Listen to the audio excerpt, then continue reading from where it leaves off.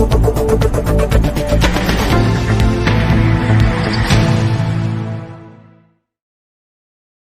वालेकुम ख़ातिन हज़रात, मैं हूँ इसरार अहमद कसाना। आज 16 दिसंबर है और 16 दिसंबर आपको पता है कि पाकिस्तान का मेरी नज़र में तो ब्लैकेस्ट डे है और इससे ज़्यादा बड़ा सानिया क्या हो सकता है कि पाकिस्तान दो लख्त हो गया और पाकिस्तान का जो एक ख्वाब था वो एक एक लिहाज से टूट गया। और ज़ाहिर है कि जो हमारे दुश्मन थे उन्होंने कहा कि हमने डुबो दिया है इसको बे ऑफ बंगाल में। और साथ ही साथ 16 दिसंबर इसलिए भी इम्पोर्टेंट है कि हमने 2014 में देखा कि एक हादसा और भी हुआ, इसी दिन हुआ और वो हुआ एपीएस पेशावर का। तो वो भी एक जानकाह किस्म का जिसने हमें हिला के रख दिया। तो ये दिन जो है ये जब आता है, बल्कि आने वाला होता है तो उस वक़्त ही हमें अजीब से एहसास आने शुरू हो जाते हैं कि क्या हो गया हमारे साथ। तो ये आज इसका हमने तज़िया करना है, द्रूबीनी के अमल से गुज़रना है और देखना है कि अपना एक अंदर से कि क्या हम कर रहे हैं, क्या हमने किया है और आइंदा हम क्या करने जा रहे हैं, हमारी क्या डायरेक्शन क्या है।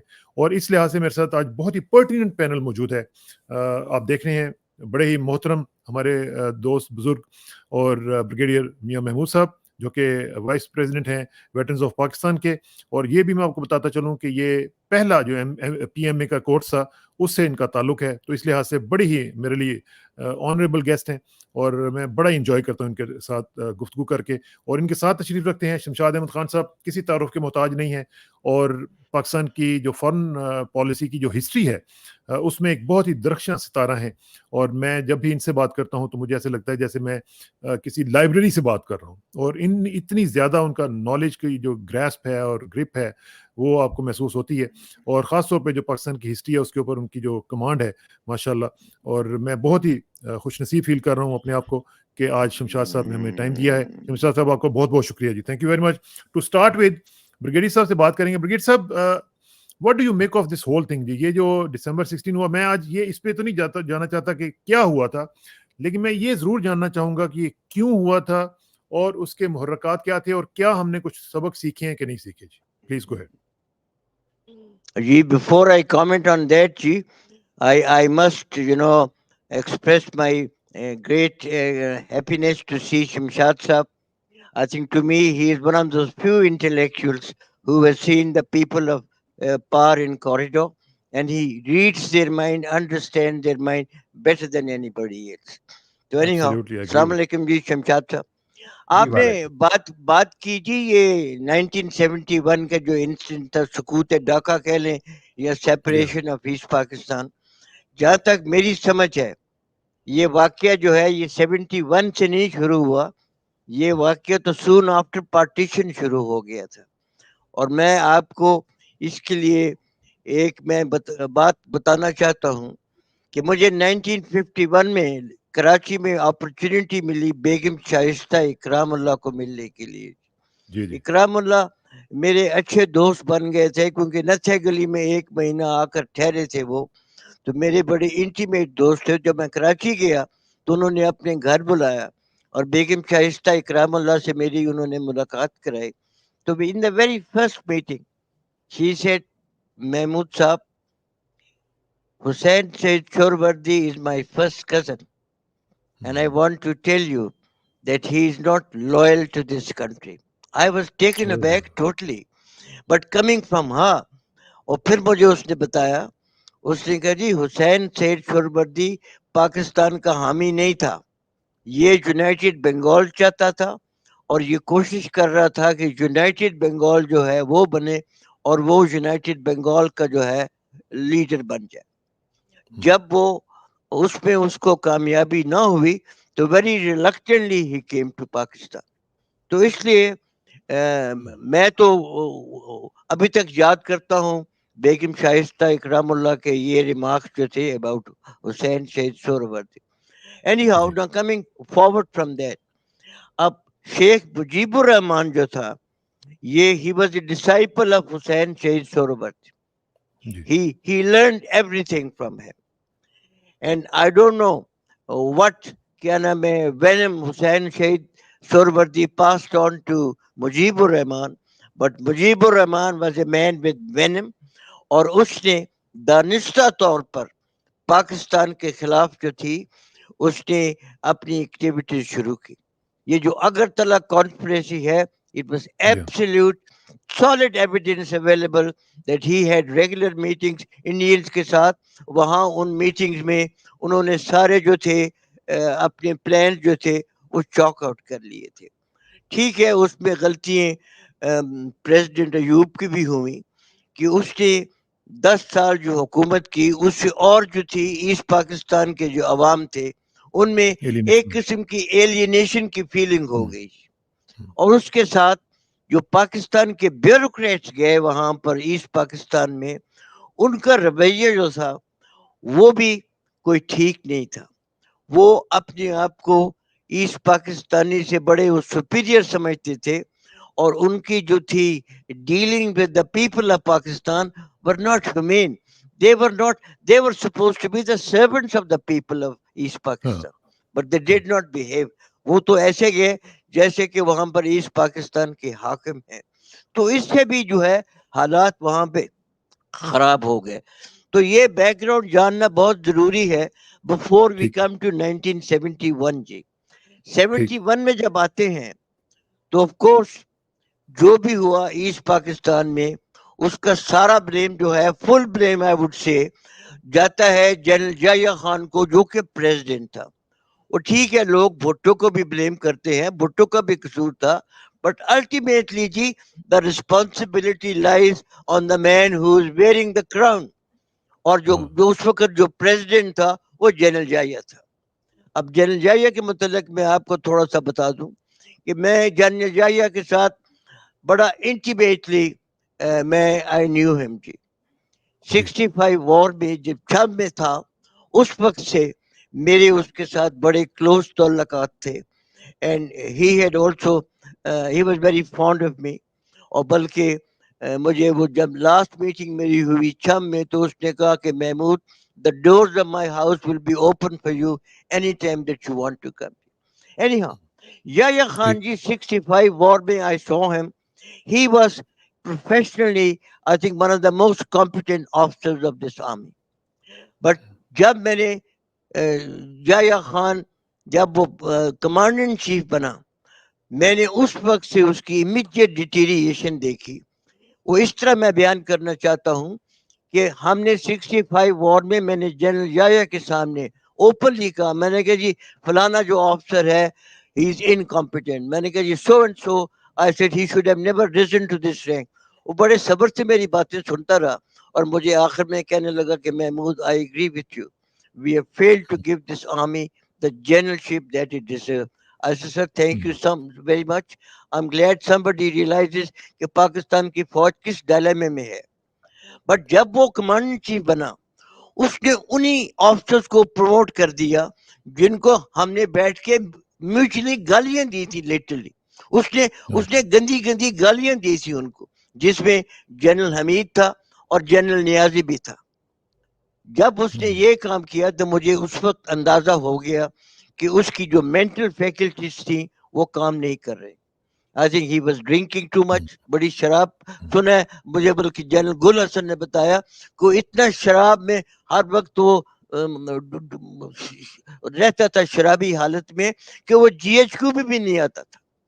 اس کہ میں نے کئی بار اس کو بلایا کہ جی آپ جی ایچ کیو میں آئیں تاکہ ہم آپ کو آپریشنل بریفنگ دیں اور اپنا ہمیں کوئی فیصلہ بتائیں.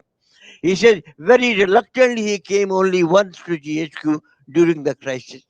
تو جب اس شخص کی یہ ذہنی حالت تھی تو اس نے he never applied his mind to the state of affairs.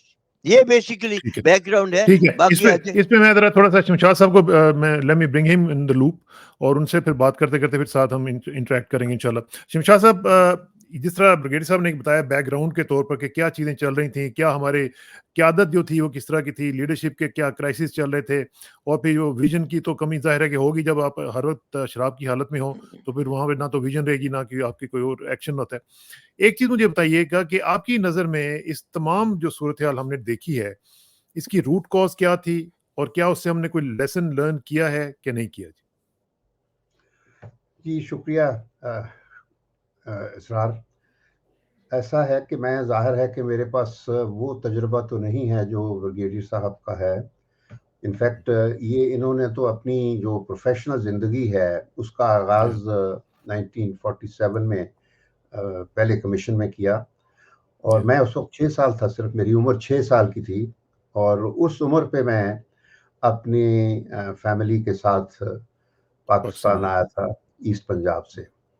اور مجھے وہ سفر بھی یاد ہے، کیونکہ جس ٹرین سے ہم نے پاکستان آنا تھا امبالہ چھاونی سے، وہ جب اسٹیشن پہ گئے تو ہمیں جگہ نہیں ملی اس ٹرین پر، اور وہ ٹرین چلی گئی ہمارے بغیر، اور وہ راستے میں تھوڑا فاصلہ جا کر وہ پوری کی پوری ٹرین کاٹ دی گئی تھی، قتل ہو گئے تھے سارے لوگ. کیونکہ اگلے دن جب ہمیں جگہ ملی تو ہماری ٹرین گزری وہاں سے، تو ظاہر ہے کہ ہمارے ساتھ فوجی تھے، سب پروٹیکشن کے لیے تھی.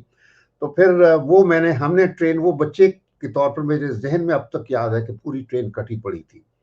تو اس قسم کے تجربات کے بعد جب ہم لاہور ہربنسپورہ اسٹیشن پہنچے تھے، ہر ایک آدمی اللہ اکبر اور پاکستان زندہ باد کے نعرے لگا رہا تھا، اور ہر آدمی رو رہا تھا، خوشی کے آنسو، وہ خوشی کے آنسو تھے، پاکستان زندہ باد.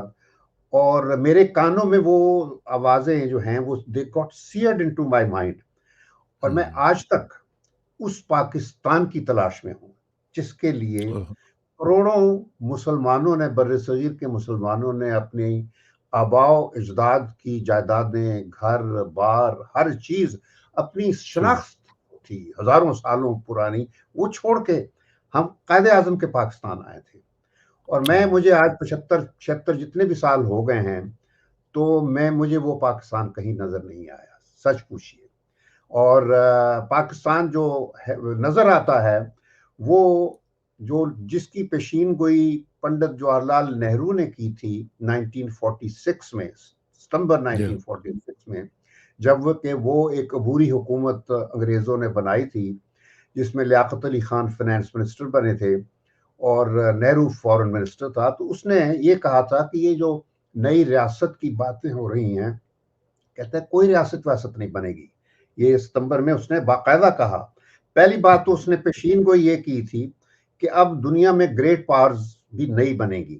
اس نے کہا کہ اب امریکہ بھی گریٹ پاور ہوگا، روس بھی گریٹ پاور ہوگا، چین ابھی اپنے آزاد شکل میں نمودار نہیں ہوا تھا، وہاں تو ابھی لبریشن وار چل رہی تھی چائنا میں، تو 46 میں. تو اس نے کہا چین بھی گریٹ پاور ہوگا، جو کہ 49 میں پھر بنا. اچھا، اس کے بعد اس نے انگلستان کا نام نہیں لیا، جو کہ پہلی جنگ عظیم. تو اس نے کہا ہندوستان ہوگا گریٹ پاور، اور صحیح معنوں میں ہندوستان بن گیا، کیونکہ آج انگلستان کا وزیر اعظم ہے وہ ہندوستان کا ہے، وہ انڈین ہے. وہ جو کولونیل ان کی جو تھا، اب انڈیا کا جو کولونیلزم ہے وہ پہنچ گیا ہے، بلکہ امریکہ بھی پہنچ رہا ہے، یہ میں بتا دوں. تو یہ تاریخ ہے جو پلٹے کھا رہی ہے. اور جواہر لال نہرو نے یہ کہا تھا کہ یہ ریاست کی بات کرتے ہیں، کوئی ریاست نہیں بنے گی، یہ سوائے کلچرلی اٹونومس اینٹیٹیز کے علاوہ اور کچھ نہیں ہوگی. یعنی اب آپ اندازہ کیجئے، کلچرلی اٹونومس اینٹیٹیز. اور آزادی کے بعد پاکستان جس شکل میں اب تک وجود رکھتا ہے، وہ کوئی آزاد ریاست کا وجود نہیں تھا، وہ کلچرلی اٹونومس اینٹیٹیز بن گئیں. انڈیا نے نہیں بنائی، نہرو نے نہیں بنائی، ہم نے خود بنائی ہیں. اور وہ ہیں راجدھانیاں، ایتھنک اور لنگوسٹک بنیادوں پر تشکیل شدہ راجدھانیاں ہیں. ایک سندھیوں کی ہے، ایک پنجابیوں کی ہے، ایک پختونوں کی ہے، اور ایک بلوچوں کی ہے. جو اصل پاکستان تھا وہ ہم نے الگ کر دیا. 71 میں جو حادثہ ہوا تھا یا سانحہ ہوا تھا، وہ اصل پاکستان تھا، کیونکہ جو پاکستان کی جو بنیاد رکھی گئی تھی پہلے دن سے، یعنی مسلم لیگ ڈھاکہ میں بنی تھی دسمبر 1906 میں، اور ڈھاکہ میں ہی ایک وفد تشکیل ہوا تھا 35 ارکان کا، جس کو شملہ ڈیپوٹیشن کہتے ہیں، اور جس نے شملہ میں جا کر لارڈ منٹو پر کال کیا اور اس کو ہندوستان کے مسلمانوں کے لیے سیپریٹ الیکٹریٹ کا مطالبہ کیا، جو کہ 1909 کے گورنمنٹ آف انڈیا ایکٹ میں تسلیم ہو گیا. سب سے بڑی جو مسلمانوں کی فتح تھی اس وقت قائد اعظم محمد علی جناح کانگریس کا حصہ تھے.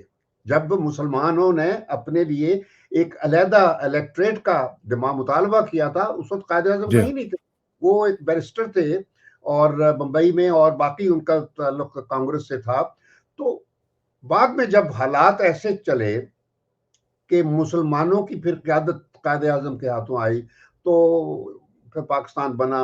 اور بدقسمتی یہی ہے کہ جو 1947 کے بعد اب تک جو ہے، پہلے ہم نے اپنا پاکستان گنوا دیا، اب جو رہ گیا تھا ان کو چاروں راجدھانیاں ہم نے لسانی اور نسلی بنیادوں پر تقسیم کر دی. تو یہ تو حال ہو گیا.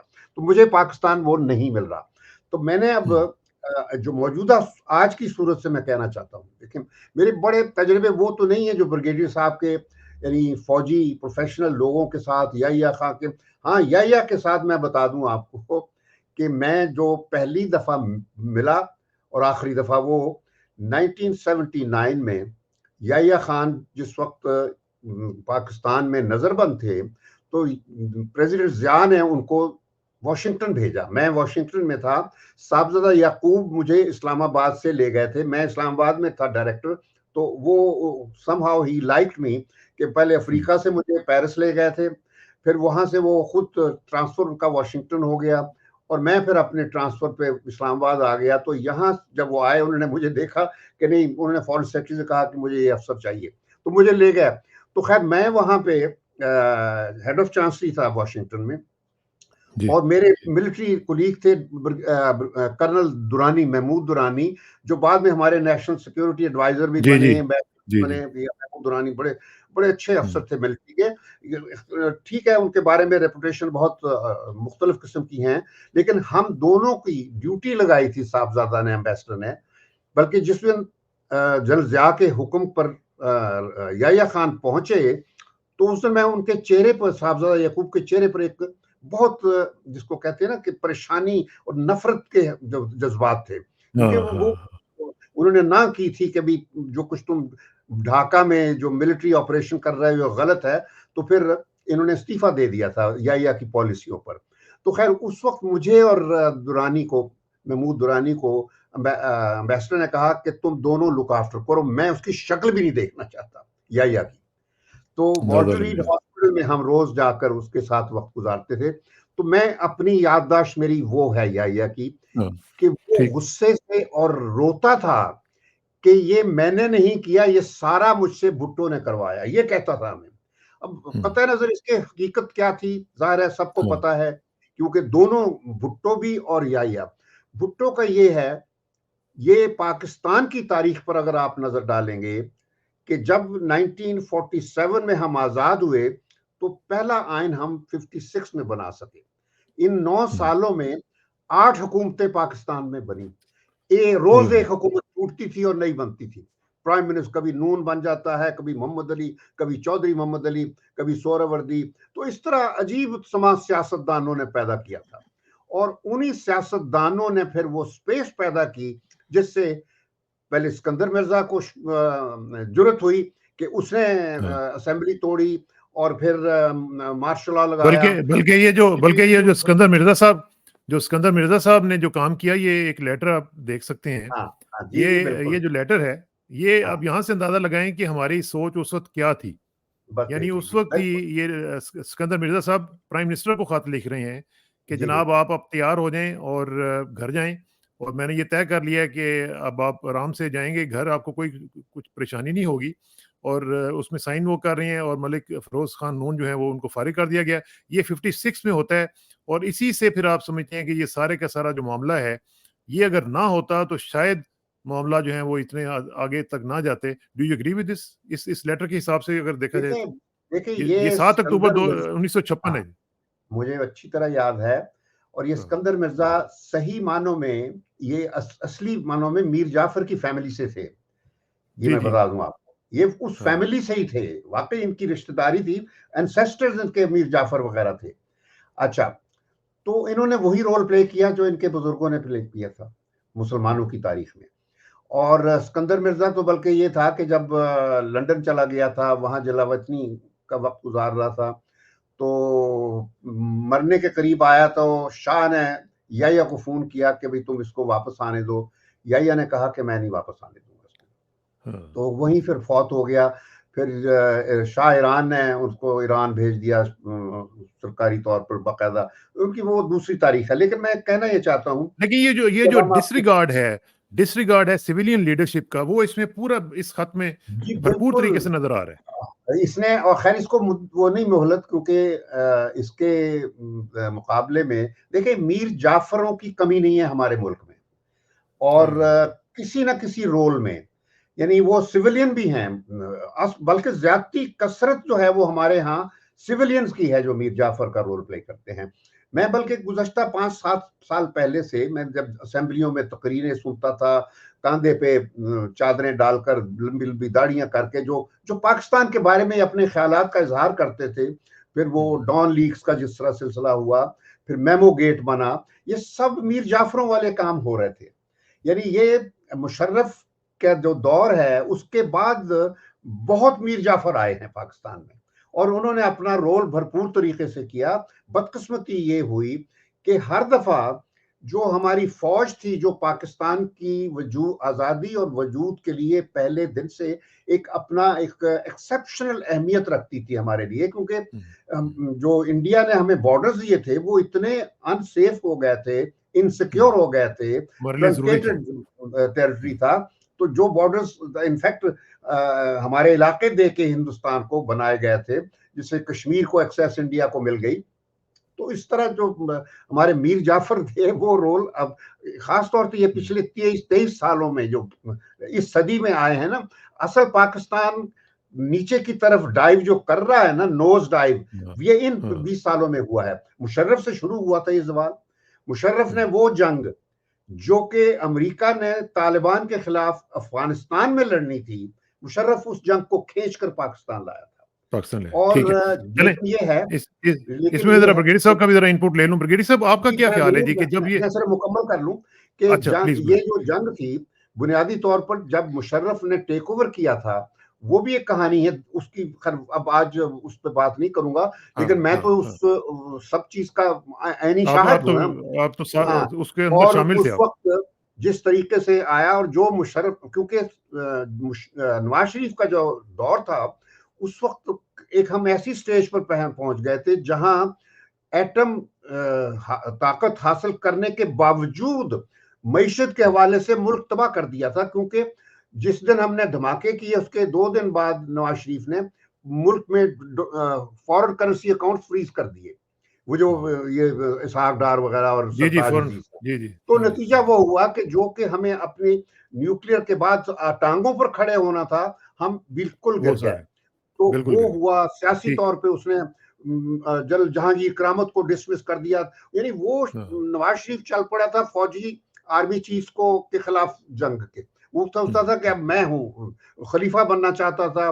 وہ 15ویں ترمیم اس نے بنائی تو پھر وہ سینٹ میں نہیں چلی. وہ بڑی تاریخ ہے، گھناؤنی تاریخ ہے. میں ذرا بریگیڈی صاحب کو ذرا بیچ میں لوں. بریگیڈی صاحب، آپ نے پوری گفتگو سنی ہے، اب اس میں آپ ہمیں ذرا بتائیں آج کل کے حالات کے حساب سے کہ جب یہ اسکندر مرزا جیسے لوگ جو ہیں انہوں نے آ کے سب کچھ اپروٹ کر دیا، ساری کی ساری ڈیموکریسی سو کالڈ جو جتنی بھی کمزور تھی وہ سارے کے سارے اس کے راستے ختم کر دیے، اور اسی کانسٹیٹیوشن کے توڑنے کے بعد پھر ہم نے دیکھا کہ معاملہ جو ہے وہ پھر آگے بڑھتے ہیں، پھر اگلا کانسٹیٹیوشن آتا ہے، پھر تیسرا بعد میں ہم نے دیکھا کہ بھٹو صاحب نے وہ لے کے آئے. کہیں کانسٹیٹیوشن کا ایک تو ہمیں ڈسریگارڈ بار بار نظر آتا ہے، پھر ساتھ ہم یہ بھی دیکھتے ہیں کہ ملٹری انٹرونشن جو ہیں جو ہو رہی ہیں، پولیٹیسائزیشن آف ملٹری بھی دیکھ رہے ہیں اور ملٹرائزیشن آف پالیٹکس بھی دیکھ رہے ہیں، تو ساتھ ساتھ بلکہ کرمنلائزیشن آف پالیٹکس بھی دیکھ رہے ہیں. تو یہ جو ساری صورتحال ہے اس میں آپ کیا سمجھتے ہیں کہ پاکستان کا وے فارورڈ کیا ہے؟ نہیں اسرار صاحب، یہ شمشاد صاحب نے تو خیر بڑے اچھے الفاظ میں ساری جو بیک گراؤنڈ ہے وہ ایکسپلین کی. اور میں آپ کو بتا دوں کہ شمشاد صاحب ہمارے ویٹرن آف پاکستان کے آنری ممبر بھی ہیں، اور آپ ان کو جنرل بھی کہتے ہیں. جی بالکل، ہم جنرل بھی کہتے ہیں جی، ہمارے لیے جنرل ہے. میں آپ کو بتانا چاہتا ہوں، آپ نے وہ سکندر مرزا کے خط کی بات کی، میں اس سے ذرا پہلے جانا چاہتا ہوں کہ 51 میں مجھے موقع ملا کہ میں جو تھا گورنر جنرل ہاؤس کراچی میں، اس میں مجھے 2-3 بار مجھے موقع ملا وزٹ کرنے کے لیے. اچھا. اور جو پہلی وزٹ تھی اس میں میں نے دیکھا کہ ایوب خان اس وقت ریسنٹلی بنا تھا کمانڈر ان چیف، اور اس کی بڑی ٹاورنگ پرسنالٹی تھی کہ I think he was a very impressive جو ہے اس کی جو تھی پرسنالٹی. تو جب میں گیا اس پہلی ریسیپشن میں گورنر جنرل ہاؤس میں تو میں نے دیکھا خواجہ ناظم الدین ایک طرف کھڑا تھا, ایوب خان دوسری طرف کھڑا تھا, اور سب لوگ جو تھے وہ ایوب خان کے گرد چکر لگا رہے تھے. They were literally cajoling around Ayub Khan, اور چکر لگا کر جو اس سے وہ باتیں کر رہے تھے وہ باتیں مجھے اسی وقت میں بڑا حیران ہوا. وہ کہہ رہے تھے سر the fate of the country is in your hands. آپ ہیں جو اس ملک کی جو ہے قسمت بنا سکتے ہیں. اور جب میں نے وہ باتیں سنی تو میرے دل میں اس وقت خیال آیا, میں نے کہا یہ کب تک یہ شخص جو ہے یہ کیا نام ہے اس کا ذہن میں یہ بات نہیں آئے گی کہ میں ہوں کہ آئی ایم ڈیسٹنڈ کہ ٹو رول دس کنٹری. اور بعد میں 58 میں اس کے ذہن میں وہ خیال آ گیا. سکندر مرزا میرے خیال میں اس کا رول اتنا زیادہ نہیں تھا, زیادہ رول میری سمجھ میں ایوب خان کا تھا. اور 10 سال اس نے حکومت کی. حکومت کرنے کے لیے اس نے جو اس فوج کا سب سے بڑا ستیہ ناش کیا وہ یہ کیا کہ اس نے ڈیلیبریٹلی ان آفیسرز کو پروموٹ کیا جو کہ انکمپیٹنٹ تھے اور صرف اس کے وہ لوئل تھے. صرف وہ ان کو پروموٹ کر رہا تھا کہ جن کے اوپر اس کو یقین تھا کہ یہ بندے جو ہیں یہ میرے لوئل ہیں. موسیٰ خان سے یعنی کہ بڑا شریف آدمی تھا. And I also knew very intimately, ہم روز گولف کھیلتے تھے اکٹھے. But he was not a soldier, اس کی کوئی مینٹل کیپیبلٹی کوئی نہیں تھی. اور اس وقت جو ایوب خان نے لوگ پروموٹ کیے جنرل بختیار رانا جی. اب میں کیا بتاؤں جنرل بختیار رانا کے متعلق کہ ایک ایکسرسائز تھی پشاور میں, اس میں بختیار رانا آیا تو جنرل الطاف قادر نے وہ ایکسرسائز کنڈکٹ کی. جب ایکسرسائز ختم ہوئی تو جنرل الطاف قادر نے کہا اس کو کہ جی what are your comments sir؟ اور بختیار رانا کہتا ہے oh what do I see, the color of the uniform is not matching. اور اس قسم کے ایک دو اور اس نے اسٹوپڈ ریمارکس پاس کیے. اور جب میں الطاف قادر کے کمرے میں گیا وہ سر کو ہاتھ پکڑ کے بیٹھا ہوا تھا. محمود مجھے کہنے لگا Mahmood is this the caliber of our corps commander؟ اور 65 وار میں سب سے جو نقصان جو پہنچایا ان دونوں شخصوں نے پہنچایا, موسیٰ خان نے اور یحییٰ خان نے. اور کیا نام ہے 65 کی لڑائی جو کہ میری سمجھ میں ہم سیالکوٹ سیکٹر میں جیتی ہوئی لڑائی تھی, انہوں نے اس کو ہمارا کاؤنٹر اٹیک جو تھی یہ دونوں نے نہیں ہونے دیے. بہرحال میں اس کی بیک گراؤنڈ اس لیے بتا رہا ہوں کہ ایوب خان کا جو ذہن تھا وہ بن چکا تھا اوور 51 سے لے کر 58 تک کہ میں نے اس ملک میں حکومت کرنی ہے. تو یہ بیک گراؤنڈ جو ہے میری سمجھ میں بڑی ضروری ہے. اور ایوب خان جس سوچ کے ساتھ اس نے 58 میں مارشل لاء لگایا اور 10 سال اس نے حکومت کی, وہ ایکچولی زیادہ وجہ بنی ایسٹ پاکستان کے لوگوں میں سیپریشن کی جو فیلنگ تھی وہ اس زمانے میں جو تھی وہ ہوئی تھی. ٹھیک ہے, لیکن بریگیڈیئر صاحب اس میں یہ بھی تو دیکھیں نا جو آپ نے کہا کہ جس طرح آرمی چیف صاحب کو جو ایوب صاحب کو کیجول کر رہے تھے لوگ کہ جی آپ ہی ہیں جو بچا سکتے ہیں اس ملک کو, تو وہ تو ابھی بھی مائنڈ سیٹ وہی ہے. آج بھی جب آرمی چیف کہیں بھی جاتا ہے, کوئی بھی ہو آرمی چیف, تو اس کو لوگ یہی کہتے ہیں کہ جناب آپ ہی مائی باپ ہیں, آپ ہی نے سب کچھ کرنا ہے. تو پھر ظاہر ہے کہ وہ تو خدا بننے کی کوشش کرے گا نا. نہیں, فرق ہے جی ابھی اس زمانے سے اس زمانے میں کہ اس وقت کوئی اور ڈسینٹنگ آواز نہیں تھی, مگر آج کل کے زمانے میں اگر اس کے گرد کوئی ایسے لوگ ہیں جو اس کی خوشامد کر رہے ہیں تو اس سے زیادہ لوگ باہر بیٹھے ہوئے ہیں جو کہ کرٹیسائز کر رہے ہیں کہ وہ اس وقت تیار نہیں ہے کہ وہ chief of the army staff کی جو ہے اس کو اس چیز کی اجازت دیں کہ chief of the army staff اس ملک کا جو ہے وہ حکمران بن جائے. تو اس لیے اس ملک میں کافی آوازیں ہیں, مگر ایوب خان کے زمانے میں تو کوئی ڈسینٹنگ وائس تھی نہیں. ہر جگہ لوگ یہی کہتے تھے کہ بس جی آپ ہی ہیں، آپ ہی اس ملک کی جو ہے قسمت کو ٹھیک کر سکتے. تو یہ میری سمجھ میں یہ بہت فرق ہے جی. ٹھیک ہے شمشاد صاحب، اب آپ ذرا یہ مجھے بتائیں کہ جو ہم دیکھتے ہیں کہ جی سول ملٹری ایک ہماری ٹینشنز چلتی آ رہی ہیں، اس کا پورا ہسٹری کا ایک سلسلہ ہے، لیکن جو سویلین سائیڈ ہے جس طرح آپ نے بھی فرمایا، بھی اس کا اشارہ بھی کیا کہ وہ بھی ایک بہت ہی انکمپیٹنٹ لیول کی جو ہائٹ ہے شاید اس کے اوپر پہنچی ہوئی ہوتی ہے، اور اگر کوئی اس میں کوئی اچھا بندہ بھی آ جاتا ہے تو اس کو، جس طرح بھی بریگیڈ صاحب کہہ رہے تھے کہ لوگوں کو پروموٹ نہیں کیا جاتا تھا جو اچھے لوگ تھے، اسی طرح سویلین سائڈ پہ بھی ہم دیکھتے ہیں کہ جو اچھے لوگ ہیں ان کو آگے نہیں آنے دیا جاتا، ان کو انکریج نہیں کیا جاتا، اور پھر جب برے آتے ہیں اور پھر ظاہر ہے کہ انہوں نے برے کام کرنے ہوتے ہیں تو پھر ہم کہتے ہیں کہ جی پولیٹیشینز تو ہیں ہی برے. دیکھیے یہ دراصل ہماری تاریخ جو ہے وہ ایک چیکرڈ ہسٹری ہے کہ بدقسمتی سے ہم ریاست کے طور پر کبھی بھی نہیں ابھرے. انڈیا نے 3 سالوں میں جب 1947 میں اپنا آزادی کا سفر شروع کیا تھا تو پہلے 3 سالوں میں انڈیا نے اپنا آئین بنا لیا تھا، اپنی فوج کا رول متعین کر دیا تھا، اپنی ایڈمنسٹریٹو ریفارمز کر دی تھیں، لینڈ ریفارمز کر دی تھیں، ریاستوں کو انٹیگریٹ کر لیا تھا. یعنی 1950 میں India was a full fledged state. اور ان کو ہمارے مقابلے میں ایک بہت بڑا ایڈوانٹیج یہ بھی تھا کہ انگریزوں نے جو پولیٹیکل پروسیس اپنے 100 سالوں میں کیا تھا انڈیا میں، سب کانٹیننٹ میں، وہ علاقے تھے جو انڈیا بنے بعد میں. کیونکہ جو علاقے پاکستان بنے ان میں کبھی الیکشن ہوا ہی نہیں تھا، اور اس کی وجہ تھی کہ انگریزوں نے 100 سال حکومت کی اور اس میں انہوں نے پنجاب سے اپنی فوجی بھرتی کیے. وہ فرسٹ جنگ ورلڈ وار، دوسری جنگ میں، اور پھر افغانستان میں جو ملٹری حملے کرتے تھے انگریز، وہ پنجابیوں کو لے جا کے ریکروٹ کرتے تھے اور جنگیں لڑتے تھے. تو پنجاب میں کبھی انہوں نے پولیٹیکل پروسیس نہیں کیا. سو پنجابیوں کو سیاست کا کوئی شعور ہی نہیں آ سکا. انڈیا میں جب 47 میں آزادی ملی تو وہ ان کی کانگریس پارٹی ایک باقاعدہ مسلمہ طور پر ایک پارلیمنٹ کی درجہ رکھتی تھی سوچ کے حوالے سے، کنسیپچولی. ہمارے ہاں وڈیرے شاہی، کوئی سر سکندر، کوئی فلاں سروں کی بھرمار تھی، سمجھ گئے، ٹواناز، گھوڑے دیکھنے والے، یہ وہ. اسی طرح جو سندھی تھے وہ وڈیرے، چند وڈیرے پیدا کر کے انگریزوں نے باقی ساروں کو غلام کے طور پر آگے لگائے رکھا. ہاں پختونستان یعنی فرنٹیئر کہتے تھے جس کو اس وقت صوبہ سرحد، وہ اور بلوچستان دونوں میں انگریزوں کو کبھی بھی کنٹرول حاصل نہ ہوا، کیونکہ وہ ملٹری کیمپین کرتے رہے، مار کھاتے رہے وہاں. تو بعد میں پھر پاکستان بننے کے بعد تو ان کی جان کی خلاصی ہو گئی تھی نا.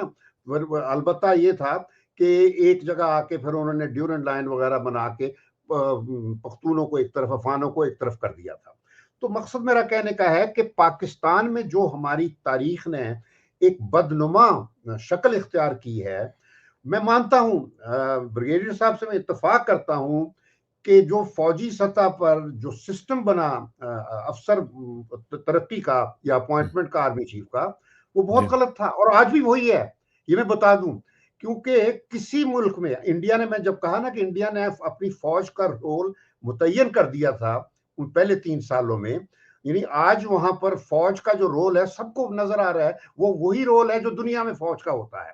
تو ہمیں کون روک رہا تھا جی؟ ہمیں بھی تو کرنا چاہیے تھا نا، ہمیں کون روک رہا تھا؟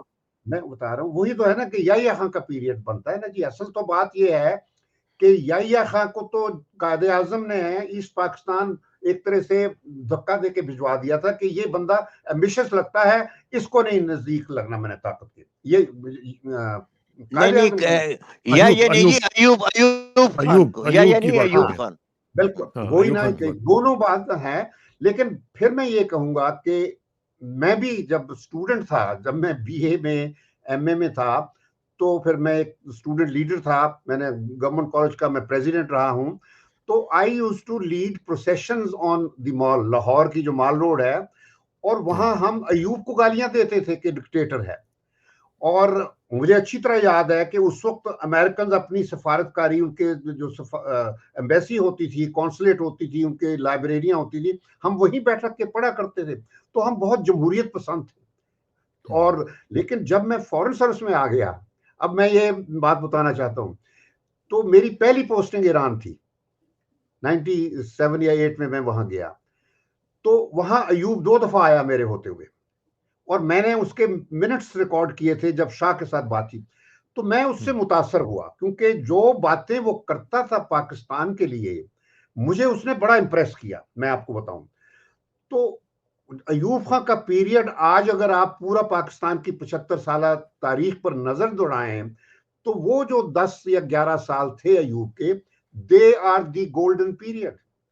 لیکن اب وہ اکنامک سائڈ پہ آپ دیکھ رہے ہیں نا, قانون کے حوالے سے میں بتا رہا ہوں. قانون ایوب کے زمانے میں جب ہم ایم اے یعنی 1961 کی بات کر رہا ہوں کہ ہم لوگ سائیکل پہ جاتے تھے اپنے کالج لائبریریوں میں پڑھنے. رات کو جب جانا ہوتا تھا تو ہمارے ڈائنامو ہوتے تھے. قانون یہ تھا, نہ ہم سائیکل پہ ڈبلنگ کر سکتے تھے, نہ بغیر بتی کے سائیکل چلا سکتے تھے. ایک دن میرا سائیکل کا ڈائنامو خراب ہو گیا, شیزان سے نکلے تو باہر آیا, تو میں پھر اپنا سائیکل ٹانگے پر رکھ کر گھر گارڈن ٹاؤن گیا. نہیں لیکن بگر پکچر کو اگر دیکھیں, قانون میں بگر پکچر کی بات کروں. ہاں, بگر پکچر یہی ہے کہ یحییٰ نے بہت سب سے بڑی جو ٹریجڈی ہے وہ اس کا آتھر یحییٰ. اب اس کانٹیکسٹ میں ایک چیز کہنا چاہتا ہوں. آج ہم ایگزیکٹلی بریگیڈیئر صاحب اور اسرار آپ سن لیجئے, آج ایگزیکٹلی ہم 1970 مارچ 1970 پہ پہنچ گئے ہیں. اس وقت دسمبر 70 میں الیکشن ہوئے. میں چھٹی لے کر سینیگال سے لاہور آیا, میں نے ووٹ دیا ان الیکشنوں میں. یعنی وہ ہماری تاریخ کا پہلا ایک صاف ستھرا الیکشن تھا, اگرچہ وہ اس حوالے سے نہیں تھا کیونکہ الیکشن چونکہ فوج نے کروایا تھا تو اس میں دھاندلی اس طرح تھی جس طرح آج کل ہوتی ہے. جو الیکشن فوج کرواتی ہے وہ کبھی بھی صاف ستھرے نہیں ہوئے, میں یہ بات ماننی پڑے گی. لیکن اسی الیکشن کے نتیجے میں جتنی بھی دھاندلی ہوئی اس کے باوجود مجیب الرحمان کو میجورٹی ملی, اور بہت زیادہ میجورٹی ملی کہ ایسٹ پاکستان میں تو اس کو تقریباً 90% ووٹ ملے. یہاں پر اور اسی کی وجہ سے سیکورٹی آ گئی, تو جس کی وجہ سے پھر ملک ٹوٹا. بات اصل وہی ہے. اچھا, میں نے کہا کہ آج ہم وہ اسی جگہ کھڑے ہیں, بالکل وہی سین ہے. اس وقت الیکشن کے بعد جو ورڈکٹ تھا, پاپولر ورڈکٹ لوگوں کا, اس کو ریجیکٹ کیا گیا تھا. کہ جو لوگوں نے فیصلہ کیا تھا کہ مجیب پرائم منسٹر بنے گا, اور وہ بھٹو نے یحییٰ کے ساتھ مل کر اس ورڈکٹ پر عمل نہیں کرا. آج ہم جہاں کھڑے ہیں, آج میں ختم کر رہا ہوں, آج جو سچویشن ہے بالکل وہی ہے. صرف آج الیکشن سے پہلے اس ورڈکٹ کو بدلنے کے لیے سارا ایک کرائسس پیدا کر دیا گیا ہے. وہ جناح ہاؤس کا ایک انجینئرڈ ڈرامہ پیدا کر کے, تو آج ہم جہاں کھڑے ہیں تو جناح کے نام پر لوگوں پر سپریشن ہو رہی ہے. اور اس طریقے سے بالکل جس طرح ہم نے یحییٰ نے اور ایوب نے شیخ مجیب کو اگرتلہ میں غداری کے مقدمے پر ڈال کے جیل میں ڈال دیا تھا, بالکل اسی طرح جو پچھلا پرائم منسٹر ہے اس کو انہوں نے بند کر دیا ہوا ہے. اور لوگوں کے فیصلے کو پتا ہے کہ لوگوں کا فیصلہ کیا ہے, الیکشن سے پہلے پتا ہے. جس طرح اثر انداز کیا ہو گئے ہیں, تو یہ بالکل وہی سانحہ ہے. میں بتا دوں اسی طرح کی اور جو بلو سٹار آپریشن ہوا تھا ڈھاکہ میں, جو ملٹری آپریشن تھا, جو 75 ملین یعنی 75 کتنے ملین بنتے ہیں وہ 7.5 کروڑ یا 8 کروڑ لوگ تھے. تو آج ہمارے جو 200-250 ملین لوگ ہیں, ان کے ورڈکٹ کو ڈیفائی کرنے کے لیے سارے ڈرامے. آج سپریم کورٹ جو ہے, عدلیہ جو ہمارا ہے, وہ فوج کے ساتھ مل کے سارے اس میں انوالو, انہوں نے پچھلی حکومت کو اتارا, ٹھیک ہے جی, وہ ووٹ آف نو کانفیڈنس کیا. یہ سب جعلی چیزیں جو چل رہی ہیں اس میں ہمیشہ عدالت اور فوج یہ مل جاتے تھے. اچھا, فوج کے بارے میں یہ ایک چیز میں بتا دوں کہ فوج ایز این انسٹیٹیوشن کبھی نہیں انوالو ہوئی.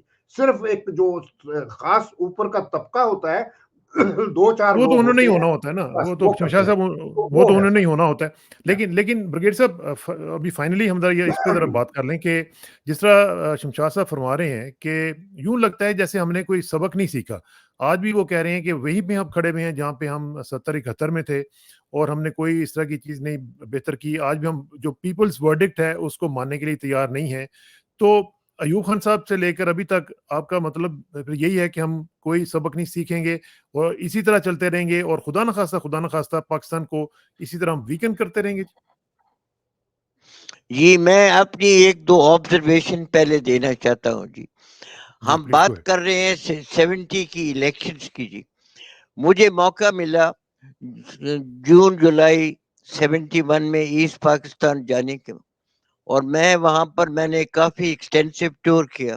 اس میں میں کافی بنگالیز کو بھی ملا، پڑھے لکھے بنگالیز، ویری ایجوکیٹڈ. اینڈ ان کی جو میرے ساتھ میٹنگ ہوئی، انہوں نے مجھے دو چیزیں بڑی کلیئرلی بتائیں. انہوں نے کہا کہ میجورٹی آف دا پیپل جو ہیں ایسٹ پاکستان کے، وہ سیپریشن نہیں چاہتے تھے. اور یہ جو الیکشن کی آپ بات کرتے ہیں، اس الیکشن میں عوامی لیگ نے جس زور کے ساتھ جس لوگوں کے اوپر ڈرا کر ووٹ حاصل کیے ہیں، وہ بہت زیادہ اس کے ہیں. تو اس لیے یہ کہنا کہ 71 کے الیکشن جو تھے وہ بڑے کمپلیٹلی فیئر تھے، they were under duress. عوامی لیگ ٹھیک ہے، عوامی لیگ پاپولر ضرور تھی، عوامی لیگ ضرور جیتتی اس پاکستان میں. ان سب کا خیال یہ تھا کہ عوامی لیگ کی اتنی میجورٹی نہیں ہو سکتی تھی جو ان کو حاصل ہو گئی. ایک تو یہ چیز ہے.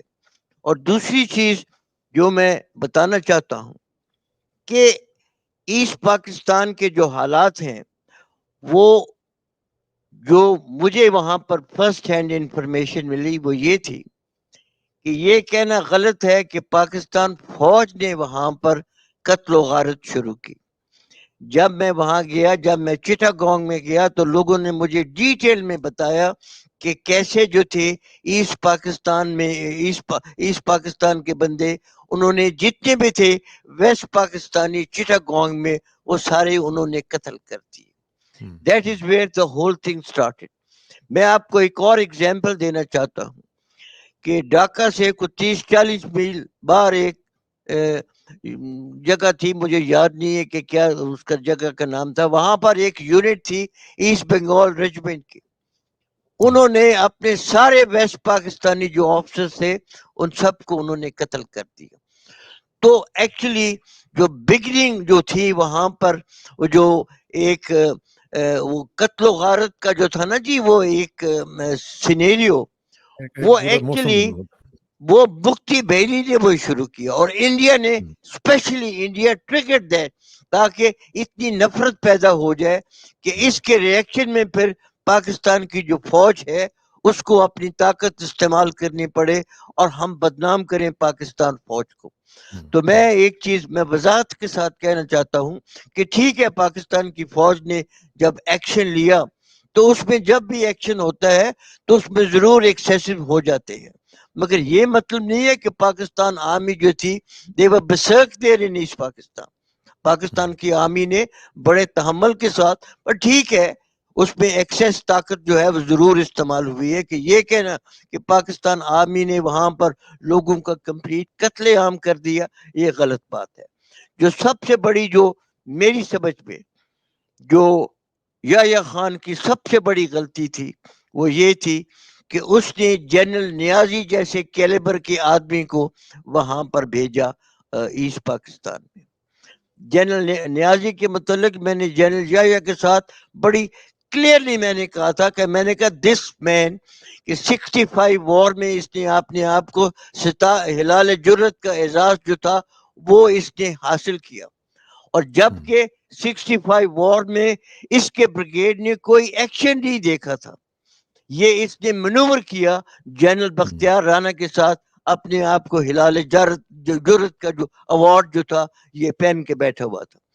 مینٹلی اس آدمی کی کیپیسٹی نہیں تھی کہ وہ سوچے کہ کیسے جو ہے وہ ایسٹ پاکستان میں لوگوں کے ساتھ ڈیل کرنا ہے، اور خاص کر ملیٹریلی کیسے جو ہے اس سچویشن کو ہینڈل کرنا ہے. وہ میں اس کی تفصیل میں نہیں جانا چاہتا ہوں، مگر میں اتنا جانا چاہتا ہوں کہ جو کانسیپٹ تھا، جنرل گل حسن نے مجھے خود بتایا کہ کانسیپٹ یہ تھا کہ انیشلی بی او پیز جو تھے وہ سارے انٹرنیشنل بارڈر کے اوپر وہ انہوں نے پوسٹ کیے ہوئے تھے تاکہ مفتی بہنی کوئی آ کر آپریشن کر کے کسی جگہ پہ قبضہ نہ کر لے اور قبضہ کر کے یہ نہ کہے کہ یہ بنگلہ دیش بن گیا ہے. بٹ ساتھ ہی جنرل گل حسن نے اور آرمی نے آرڈر دیے ہوئے تھے جنرل نیازی کو کہ جب انڈین اٹیک آتا ہے تو you have to fall back Dhaka کے اوپر. اور ڈھاکہ کے گرد 3 یا 4 دریا تھے. They were actually a national defence.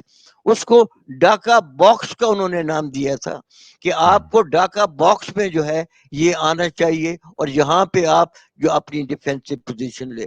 مگر نیازی کی مینٹل کیپیبلٹی نہیں تھی. اینی ہاؤ یہ چیزیں تو میں ایسے اس لیے بتا رہا ہوں ملٹریلی. بٹ سیاسی طور کے اوپر تو جو میں نے آبزرو کیا وہاں پر 71 میں کہ 22 سپٹمبر پاکستان کی فوج نے ساری سچویشن جو تھی وہ کمپلیٹلی کنٹرول کی ہوئی تھی. رنگ پور میں گیا, میرا ایک دوست تھا بریگیڈیئر عبداللہ ملک, وہ وہاں پر بریگیڈ کمانڈر تھا. اس نے بڑی تفصیل سے مجھے بتایا. اس نے کہا کہ ہم نے سب چیز جو ہے اس وقت لوگوں کو کنٹرول میں ہے, لوگ پیسیفائڈ ہیں, ہم ان سے ڈائیلاگ کر رہے ہیں. صرف ہمیں خطرہ یہ ہے انٹرنلی, ہمیں خطرہ ہے ایکسٹرنل کہ انڈیا جب اٹیک کرے گا تو پھر جو ہے مکتی بھانی والے جو ہیں یہ لوگ یہ ایکسپلائٹ کریں گے سچویشن کو. اور وہی ہوا کہ جب انڈیا نے اٹیک کیا ایسٹ پاکستان کے اوپر تو مکتی بھانی جو ہے وہ پھر ایکٹیو ہو گئی اور جو حالات ہیں وہ آپ کے سامنے ہیں. یہ تو ہونا ہی تھا نا. لیکن میں اس کو تھوڑا سا لنک کر لوں آخر میں, چونکہ اب ہم کلوز کر رہے ہیں پروگرام کو. مجھے یہ بتائیں کہ ہم نے پھر اس کا مطلب تو یہی ہے نا کہ پھر ہم نے آج بھی کوئی سبق نہیں سیکھا.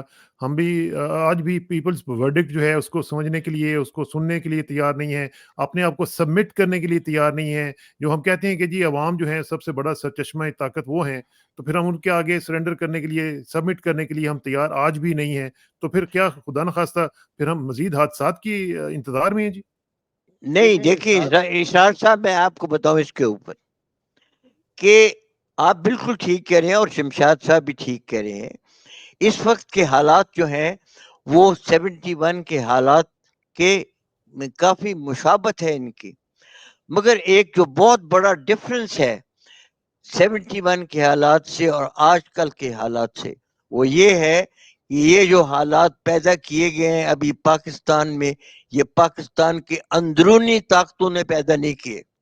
یہ جو حالات پیدا کیے گئے ہیں یہ clearly I want to squarely and with a very full conviction میں یہ کنوے کرنا چاہتا ہوں کہ یہ حالات جو پیدا کیے گئے ہیں یہ ڈائریکٹلی امریکن پالیسی کے اندر جو ہے وہ پیدا کیے گئے. جو کچھ بھی 71 ہو میں رہا بھی ہے تو آپ یہی کہہ رہے ہیں, 71 کے بھی آپ کہہ رہے ہیں کہ انڈیا 71 میں نے کریٹ کیے. 71 میں نو سوری 71 میں امریکن پالیسی یہ نہیں تھی کہ حالات پیدا کرنے کے لیے, نہیں, لیکن بلکہ انڈیا تو تھا نا. میں بریگیڈیئر صاحب ایکسٹرنل فیکٹر کی بات کر رہا ہوں کہ آپ نے کہا کہ ایکسٹرنل فیکٹرز تھے, تو اس وقت بھی تو انڈیا کا آپ ایکسٹرنل فیکٹر بلیم کر رہے ہیں کہ وہ کر رہے تھے. سر انڈیا ایکسٹرنل فیکٹر تھا, بٹ 71 میں امریکن نے رول جو پلے کیا, they played a dirty role.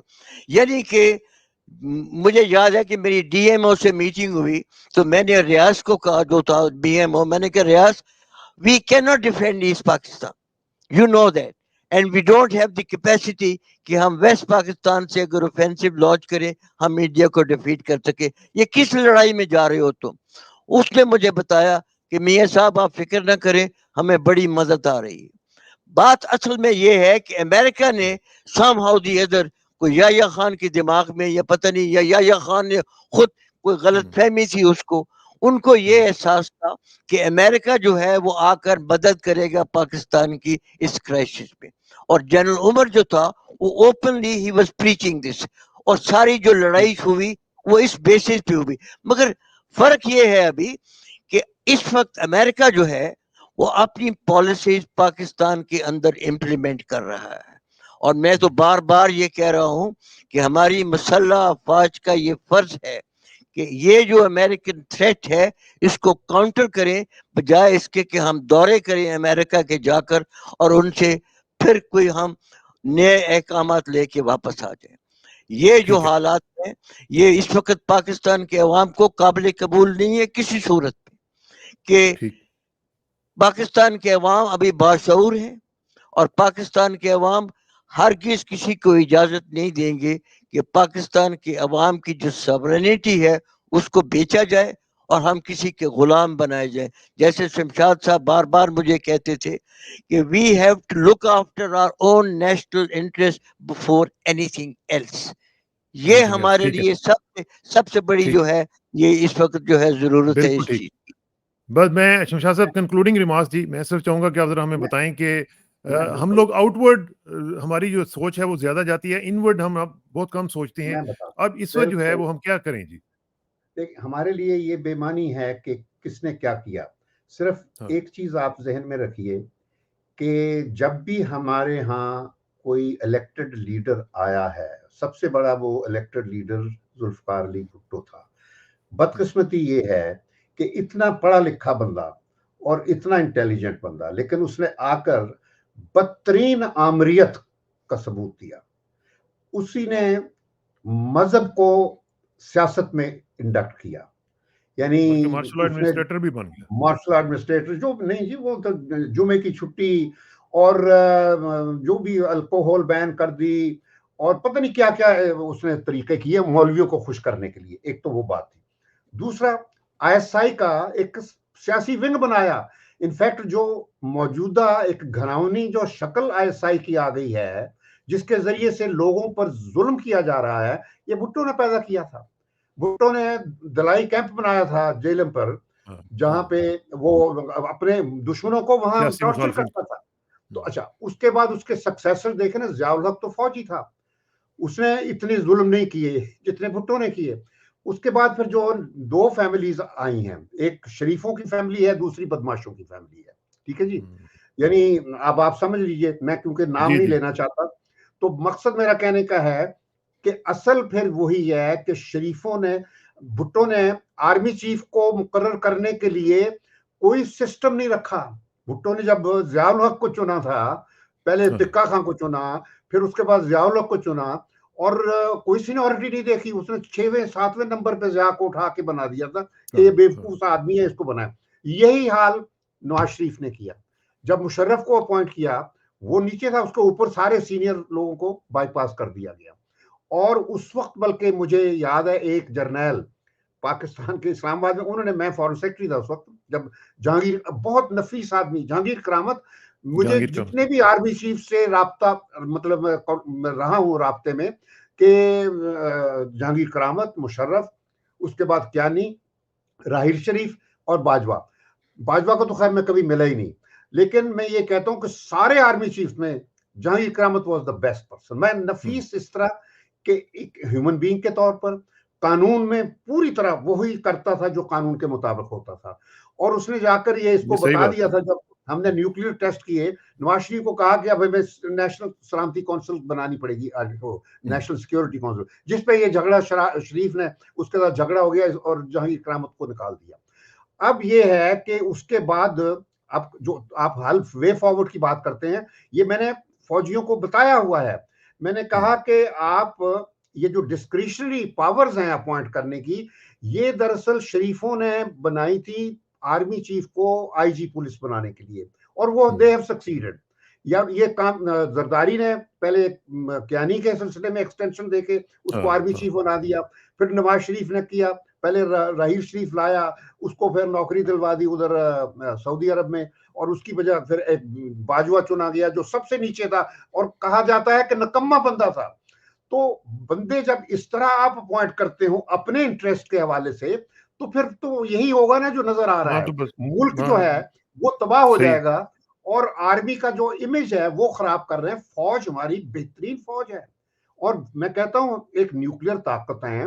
بدقسمتی یہ ہے کہ نیوکلیئر طاقت ہونے کے بعد بھی جو آج کل ہمارے نقشے بنے, ہمارا آرمی چیف دیکھیے, وہ جا کے اب امریکہ ایک طرح سے وہ نیگوشیٹ کر رہا ہے, فورن منسٹر کو پتہ ہی نہیں ہے کہ اس نے کیا کرنا ہے امریکہ کے ساتھ. تو جب آرمی چیف جا کے کرے گا, اور ایک ایسا آرمی چیف جس کے بارے میں کوسچن باقاعدہ اٹھائے جا رہے ہیں کہ بھی اس کی اپوائنٹمنٹ بھی تو نواز شریف نے کی تھی نا. تو مقصد یہ ہے کہ ہمیں یہ سسٹم بدلنا ہوگا, دیکھنا پڑے گا. رول آف لا جو ہے وہ بہت امپورٹنٹ ہے, rule of law, senior most, بس, اور کوئی کنسیڈریشن نہیں ہونی چاہیے. دیکھ لیجئے آرمی بالکل ٹھیک ہو جائے گی. جو انڈیا میں یہی ہے, क्रक्स जब यही है आर्मी कि चीफ रूल ऑफ बनता लॉ है, जो है चाहे वो वो 15 that दिन has के to लिए be भी बने, वो आर्मी चीफ हाँ सीनियोरिटी के मुताबिक बनता है, और सीनियोरिटी ठीक के मुताबिक उम्र मुकम्मल हो जाए, रिटायर होगा। एक्सटेंशन बिल्कुल देना ये सबसे सवाल ही बड़ी पैदा नहीं एक वो है खराब करने वाला सिस्टम, कि आप रिश्वत दे रहे हैं एक बंदे को, जिस तरह हाँ आर्मी हाँ चीफ को ये अच्छी पोस्टिंग करके तो और वो दे दे रहे हैं। इन्होंने आईजी को ना हमारे आर्मी चीफ को आईजी पुलिस बना दिया है। आईजी ये पुलिस बना दी बदकिस्मती है ठीक है हमारी बस। चलें इस पे गुफ्तगू इंशाल्लाह कभी फिर जारी रखेंगे और ब्रिगेड साहब आपका बहुत बहुत शुक्रिया thank you very much for your time जी और शमशाद साहब आपको भी बहुत शुक्रिया जल्दी मुलाकात होगी और हम कोशिश करेंगे कि ये सिलसिला जो है ऑफ एंड ऑन होता रहे और ये जो डिस्कशंस हैं ये हम करते रहें ताकि अपनी द्रुबीनी के अमल से गुजरेंगे तो तभी हम अपने आप को बेहतर बना सकेंगे बहुत बहुत शुक्रिया इंशाल्लाह जल्दी मुलाकात होगी जी थैंक यू वेरी मच अस्सलाम वालेकुम जी थैंक यू जी अस्सलाम वालेकुम जी थैंक यू। खुदा हाफिज़